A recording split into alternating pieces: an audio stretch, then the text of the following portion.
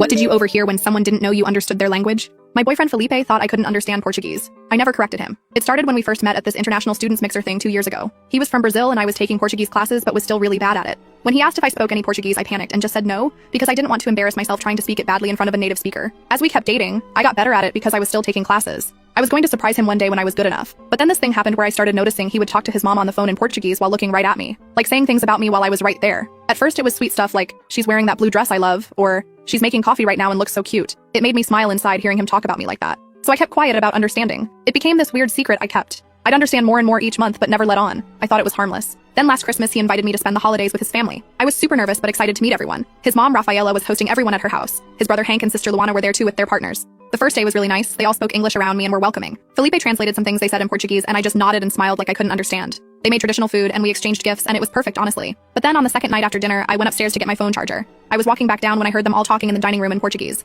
I froze on the stairs when I heard my name. Rafaela was saying something about me not being right for Felipe. That I wasn't the kind of girl they expected. That I wasn't marriage material and wouldn't fit into their family long term. She said Felipe needed to think about his future and that dating me was fine, but he shouldn't waste too much time. I stood there completely still. My heart was pounding so hard. Then Felipe said something like, I know, Mom, you've told me 100 times. I'm just having fun with her for now. Don't worry so much. Having fun with me for now? I felt sick. We'd been together for almost 2 years. We talked about moving in together soon. I thought this was serious. Then his brother Hank joined in saying something about how Felipe could do better. That I wasn't even that pretty. And they all laughed. Even Felipe. He laughed. Luana said something about how I dressed cheap. And Rafaela agreed, saying I obviously didn't come from a good family. They started picking apart everything about me. My job, my apartment, even the Christmas gift I brought for Rafaela. A handmade scarf I spent weeks making. Felipe wasn't defending me at all. He was agreeing with them, saying yeah, he knew I wasn't the one, but I was fun, and they should just let him enjoy this phase. Phase? I was a phase? I don't know how long I stood there. Finally, I forced myself to walk back upstairs quietly. I locked myself in the bathroom and just sat on the floor, trying not to throw up. I stayed in that bathroom for almost an hour trying to figure out what to do. Part of me wanted to storm downstairs and tell them all off in perfect Portuguese. When I finally came back down, everyone was watching a movie in English like nothing happened. Felipe put his arm around me and kissed my head. I wanted to scream or cry, but I just sat there frozen, pretending everything was fine. The next morning at breakfast, Rafaela asked me in English if I slept well and I almost lost it.